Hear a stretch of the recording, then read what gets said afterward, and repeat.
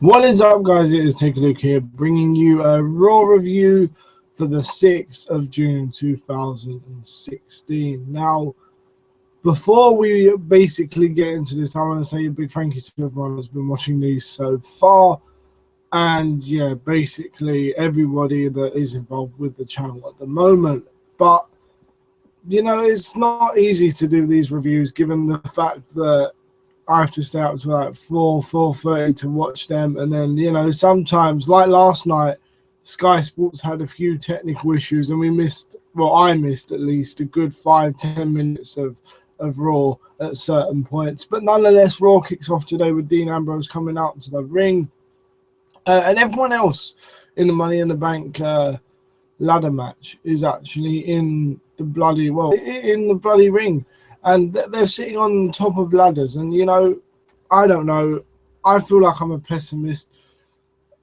But I don't see the point in this, considering we didn't eventually get, a brawl with someone tipping a ladder over or whatnot. The back and forward, between these guys was good. You had Kevin Owens in there, Chris Jericho, Sami Zayn, Alberto Del Rio, Cesaro, all of these guys in the ring.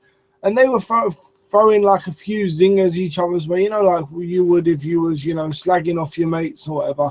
Basically something along those lines. It was cool to see, but, it was just really silly, to be honest. Like, the fact that if you wanted it to end in a brawl, that's fine, but they literally had them climb down the ladders first, then start a brawl. Like, come on, man. Like, what's the point of the ladders in the first place? Like, I don't get it. Regardless, for some reason, Theodore Long, the former SmackDown general manager, comes out and says he wants to run it.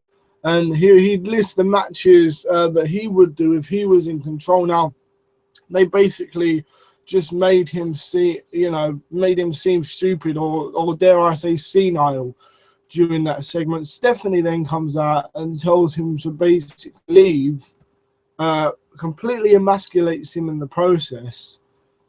And we'll get to why that's a problem later on in the review, really, with Stephanie McMahon always doing the always doing the kind of self-same things with the talent. Batista pointed out something a couple of weeks ago, maybe 2 weeks ago on Twitter, that Stephanie McMahon, when she slaps people and stuff like that, there's never really any comeuppance for her. The closest thing to comeuppance she's had in the past couple of years is probably the whole Vicky Guerrero hog bath pushed into mud kind of thing. I don't bloody know. As a wrestling fan, it pains me to say that. But it did not pain me, however, to see Jericho versus Cesaro. I thought that match was absolutely brilliant. I really did. I thought it was quite awesome. I thought, these two basically traded, for lack of a better word, they traded back and forward the whole match, and there was one brilliant moment in particular. Obviously, Cesaro, he's the Don. He does like this running uppercut train things, and that's brilliant. But there was one moment where kind of like an uppercut got springboarded into like a code breaker, and Cesaro was just about, and I do say just about, able to make it outside the ring. Like, it's crazy. He springboarded off the middle rope and just went straight into a code breaker. Jericho then eventually gets Cesaro back into the ring, only then for Cesaro to basically try and suplex Jericho from outside the ring into the ring. Now, this spot was good, although I felt like Jericho helped a bit too much. They could have, it could have been more raw. Cesaro could have shown off more strength, definitely. Jericho reverses the neutralizer into the walls of Jericho, and then eventually Cesaro fucking does the swing, which eventually turns into the sharpshooter. And I'll tell you what, man, Cesaro can definitely lock that sharpshooter in and make it look good.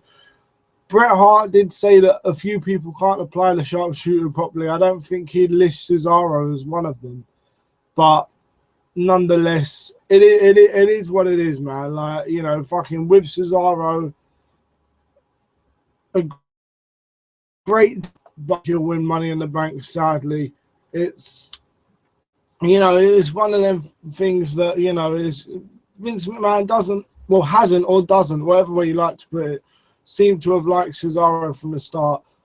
But hopefully I'm wrong, and hopefully Cesaro will do something, because that was brilliant. I don't know where the Miz is. You're Intercontinental Champion's gone off for a while now. You couldn't fucking have him lose the belt to, I don't know, Cesaro, and Cesaro kind of injure him or whatever, can you? I don't know. I'm not necessarily saying that should have happened, but your Intercontinental Champion is off TV now, so that's silly. But nonetheless, speaking of champions, we did have a video package that showed Seth Rollins, his journey to the WWE title, and then of course his return from injury. Now, herein lies the biggest problem between Seth Rollins and Roman, and again, herein lies the problem having Seth be the heel throughout this event. Here is the problem, right? You have Seth Rollins, who got injured, never lost the title, won it in perfectly legal circumstances, might I add. He cashed in the Money in the Bank opportunity that he had any time. Doesn't have to be once the match is over. Hell, he could cash it in, literally, if he wanted to. He could cash it in on Roman Reigns right now when I'm speaking. I know they'd never do that, obviously, because there's no fucking show, but you get the point, don't you? They could show footage next week of Seth Rollins, if he did have the Money in the Bank, breaking into Roman's house and fucking pinning him while he's asleep. As long as he's got a referee there, it's done. But, this ain't the hardcore title. Nonetheless, it made me... I already wanted to cheer for Seth Rollins, but speaking as a general member of the WWE Universe, how they want you to act, Seth is the heel. But yet you have him speak as though he's this real guy with ambitions, with dreams, with hopes. You have him speak of how devastating how devastating it was to lose the title, how devastated he was to lose the title.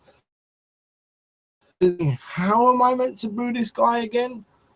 Clearly, that all they needed was a Green Day soundtrack or something like that from Coldplay or some bullshit like that over the back of this, and it would have been an inspirational video package. I don't know.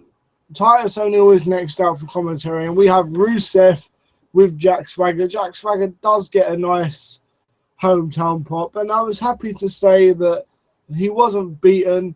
They were fighting outside the commentary desk, but Rusev pushes Swagger into Titus O'Neil at the commentary desk at the last moment, and then the faces gang up on Rusev and attempt to beat down, but Rusev just about, with Lana in tow, obviously manages to get away. And already it worries me that they're just having Rusev there was a lot of mentions on commentary of the whole "you don't act like an American" thing. I'm an American, man, and you're not American, so that automatically makes you bad because you're not American. And I don't know. I don't know what accent that was, but you're not from America, so Rusev is bad. And just when I thought this guy, it's a facepalm moment, just when I thought this guy was literally starting to show more personality, and we got a bit more of the man that actually, the man that actually probably got Lana going out of him in the first place, the man with personality, the man with a bit of humor, and then we just basically go back to the whole America versus, Bulgaria, Russia, whatever kind of thing. I don't know. It's crazy. But on now to what I believe was probably the greatest moment of the night. John Cena hits the ring. And,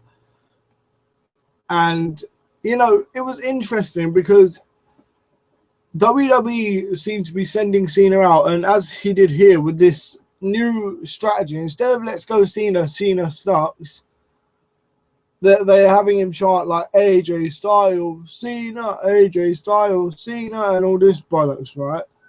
And "let's go Cena, AJ Styles," and all this palaver. And I suppose it's good, but John Cena says, the only person he's felt that kind of electricity with before was The Rock. And I suppose that's a good, a good thing, but I worry immediately for AJ Styles, like the way that John Cena was talking, like you have a easy way out.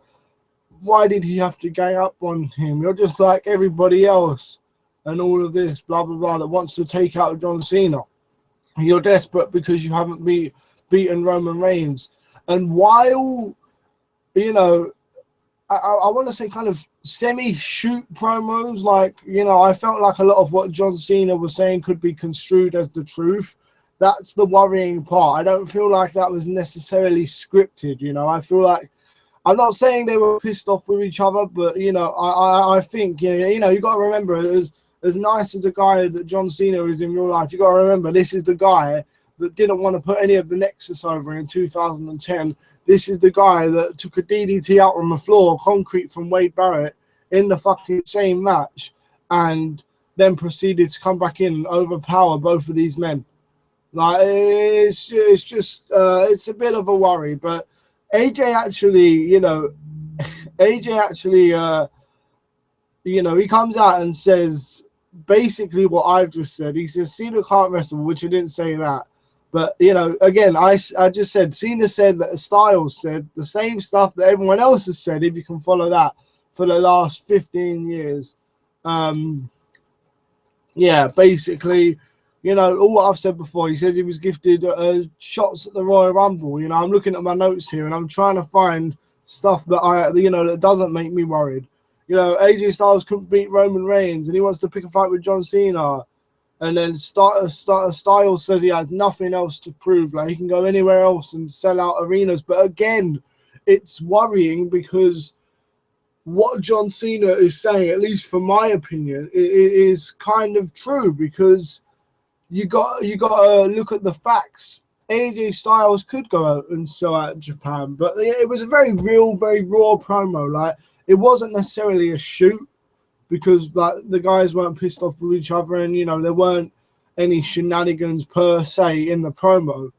I don't know. It's just like, AJ Styles was like, Cena buries guys like us, and the ICW collectively exploded.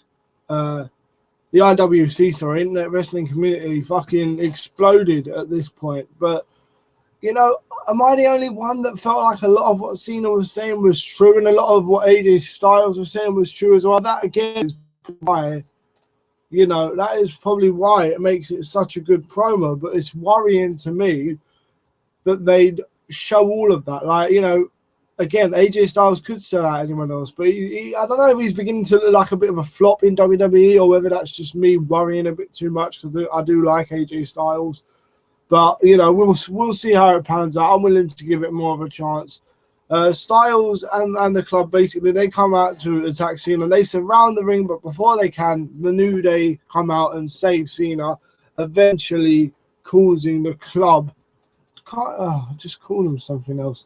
Causing the club to back off. And that is where that segment more or less ended. Next up, we have Enzo and Cass versus the Vaudevillains. I don't know, man. This I didn't agree with. I'll tell you what happened and see. And you'll see.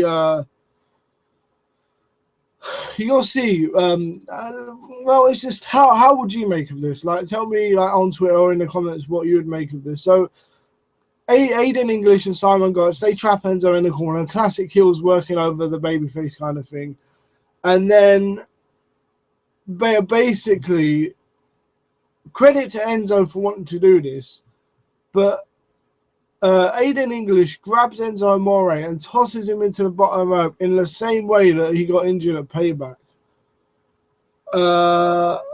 And Cass looked to be out again, but obviously he wasn't injured. Big Cass then goes nuts and completely fucks them up in the corner, completely messes up Aiden English. The referee tries to pull him off, but he won't stop. So the Vaudevillains win this by disqualification. After the match, Big Cass, like, he just continues his beat down, and it got. I'll finish what I was saying, and then I'll go on to what I was going to say next. But he just, I don't know, man. I can't even really bring myself to say it. He beat him back, and then Enzo got in the ring, right? And, you know, it's a bit uncomfortable to say because I do like Enzo, but I know I do like Big Cass, I should say, and Enzo. But okay, here's the thing, dude. Come on, you can't fucking, you can't make Enzo do that again, man. It's just not right. I get that it furthers the story and stuff, but I'm not a fan of it. I mean, what if the same thing would have happened again? Like, then you would have, like, purposely injured the guy again. I don't know. It worries me. And then a certain point throughout the beatdown of Aiden English, like Big Cass, like, it did get a bit uncomfortable because Big Cass is a big fucking dude. Like, he's a massive guy. He really is. And he was just beating down on these smaller dudes. And, at a point, it kind of got to looking like bullying. It was kind of uncomfortable. Like, it's like if you've ever been out with your best mate and he throws a punch and, he starts wailing on the guy. Obviously, you let him get 1 or 2 in, but then, like, you pull him off to avoid, like, the other guy getting any real damage or, anything like that, man. Like, it was just for me personally, it was a little bit uncomfortable. I don't know, but it is what it is. Backstage, Theodore Long back again. How the fuck does this guy keep getting around without, like, security clocking onto him? Stephanie tells him to leave, but before she can, Theodore Long suggests she make a fatal 4-way tag title match, Money in the Bank, waves $1 in her face for some reason, and then she phones marketing and tells them that she came up with the idea. Again, another bullshit segment just to humiliate Teddy Long, who I hope is actually back working with the company. But that's neither here nor there. Now, on to the next match, Alberto Del Rio versus Sami Zayn. I actually thought this was a decent match with a lot going for it, but at the same time, I don't know what it is. I can't seem to understand it. I can't seem to get to grips with it, but for whatever reason, under the WWE banner, under the WWE leadership, stewardship, whatever you want to call it, Alberto Del Rio he does not work. Period.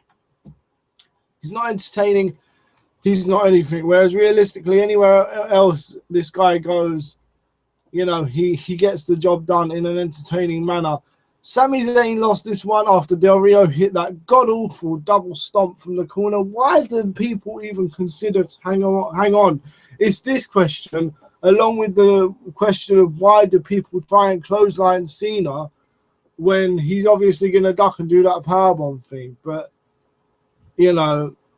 I don't fucking know. It is what it is, man. I suppose. I mean, Sami Zayn's an underdog character, so it won't hurt him too much to lose, will it? I mean, he'll be okay, but if you're gonna make him lose, at least make him lose to someone who's actually worth it. And in my opinion, Alberto Del Rio he's not going to go anywhere because he's with Paige at the minute. So, but still, bruv, the guy should really look at his options when his contract expires. Roman Reigns then has his own video package. And, dude, it was just like, I beat this many people alone. Even though I have the Usos helping me. I done this alone. Even though the Usos pretty much helped me retain my title the last 2 times I defended it. This is completely what's wrong with WWE. I was invested in Rollins' promo. It was a man on a mission, a man with dreams, a man with redemption in his eyes. Even if they would have said Roman Reigns' problem was to make Seth Rollins pay for the breakup of the Shield, that would have been something. I don't know, man. But Roman Reigns, I'm past it. It done nothing for me. But it basically showed how he won the WWE title and everything was A-OK for Roman in the end. Next, we have Dean Ambrose versus Kevin Owens, who, admittedly, I will admit that Ambrose does absolutely nothing for me. Like, he seems, in my opinion, to hold back a lot during Raw. He didn't last night because he was with a workhorse like, you know, like fucking Kevin Owens. Owens grabs the headset of Byron Saxton and tries to do commentary, and then Ambrose dives off the announce table and into Owens. While it's a good moment, you don't ever fucking stop Owens doing commentary. It's just silly.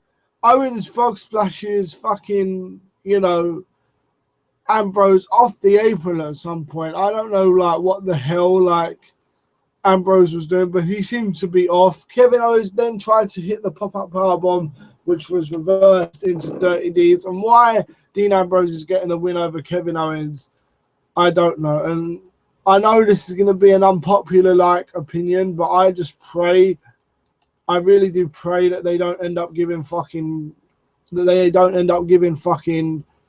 Dean Ambrose Money in the Bank. Afterwards, Ambrose climbs up a ladder and, you know, does the whole I'm going to get the Money in the Bank thing. And, like, he was reaching for it, like, so close. And you could tell that was just silly because you can tell, like, he's delaying it on purpose so Kevin Owens can get back in there, push him off the ladder. From a storyline perspective, it was good. From a booking point of view, it was all right. I mean, both men were made to look strong. It was okay, man. It was okay. It was cool, man. It was all right. Both men came out looking strong. Kevin Owens got his heat back. Dean Ambrose got the win, so all that was good. And all was good and everything like that. Charlotte and Dana Brooke are then in the ring. Charlotte wants to apologize for everything and all that kind of palaver. Now, I get that they're trying to make Charlotte come off as, like, conniving and manipulative of every situation. But all they ended up doing is just making her look like, oh my God, I'm so sorry. I was having a sulk with my dad. Now I apologize and we can be friends again. It's silly. Becky Lynch and Natalya then come out. They try and convince Dana Brooke not to be with Charlotte. You know, no, obviously it didn't happen. It was an ambush. Dana Brooke and fucking Charlotte, they attack Becky Lynch and Natalya and just leave them lying on the floor. That was an awful segment. You know, the crowd is just not used to. They're not conditioned, as it were, to seeing these girls in serious situations. And Charlotte's dirty winning title run, you know, hasn't done anything to help that. She's not being taken seriously and all that kind of bullshit. I don't know. The Golden Truth versus Breezango, like, I don't even know, man. They showed this is where it cut out for me, like, on Sky Sports, and obviously I'm pretty much happy. But what I saw was Fandango blaming getting his back shaved by Tyler Breeze. WTF in it of itself. The Golden Truth, did it end in a no contest? I don't know. By the time Sky came back on for me, fucking, it all ended, and Tyler Breeze and Fandango were out the ring. We're out the ring, sorry. Teddy Long came out and tried to make it a tag team match, but yeah, basically Teddy Long comes out and says that he wants to make this a tag team match, but of course he doesn't work here.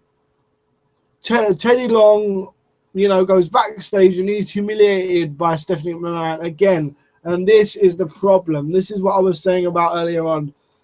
It would be fine back in the day, like, if she would do this, because somehow she'd get comeuppance. Somehow something would happen where you'd kind of be like, okay, this is all right, because at some point she's going to get her comeuppance, you know. But she was calling him unintelligent. She was basically old and out of touch, which is ironic considering who her dad is. But that's the main problem. You know, they're never going to get any fucking comeuppance. I don't know. It's silly if you ask me, man. I don't know. But we have next the main event. AJ Styles and the Club, Luke Gallows and Carl Anderson versus the New Day. Both teams attack each other, and this was done brilliantly, I have to say. It all ends with AJ Styles grabbing Xavier Woods off the apron and Styles clashing Xavier Woods on the floor. Now, this was brilliant because it gave the heels the numbers game. And when the club won in the end, after a gluttony of finishing moves, Gallows with the DDT, Kingston with SOS, and then eventually distracted just enough for AJ Styles to springboard off the ropes and hit the phenomenal forearm, basically. But it was done brilliantly to give the heels the advantage without making the New Day look weak. That Fatal 4-Way Tag Team match is a brilliant way to get the belts on the club without, making the New Day look weak. So maybe we can have a rematch at Battleground or even at SummerSlam if they prefer. After the match, Styles is stomping on Kofi Kingston, and then, of course, John Cena comes out to make the save.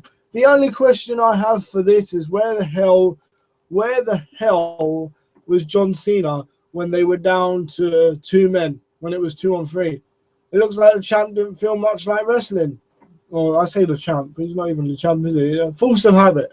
But no, it's good. This is going to be all right. But as I said, I do worry about AJ Styles a little bit. I actually worry about the club. I'm just going to call them Bullet Club, man. I do worry about the WWE version of Bullet Club more than I worry about AJ Styles, which is really ironic considering 2-3 weeks ago I was really worried about the booking of the club. And I was hopeful for AJ Styles. I knew he wouldn't win versus Roman Reigns, but I was hopeful that, he's being taken as a serious threat. And I get if you're in a match with John Cena, you're meant to be a big deal. But, if you just ask the Nexus, if you just ask, fucking Ryback, if you ask Great Khali even, and forget Great Khali, if you ask Ryback, the Nexus, the Miz even at a certain point, and if you ask, even recently, Bray Wyatt and fucking Rusev, you ask them what a match for John Cena does with your career or for your career, and I don't know, the results can be very sketchy, let's just say that. Anyway, guys, if you have enjoyed this review, don't forget to leave a rate, comment, and subscribe for more.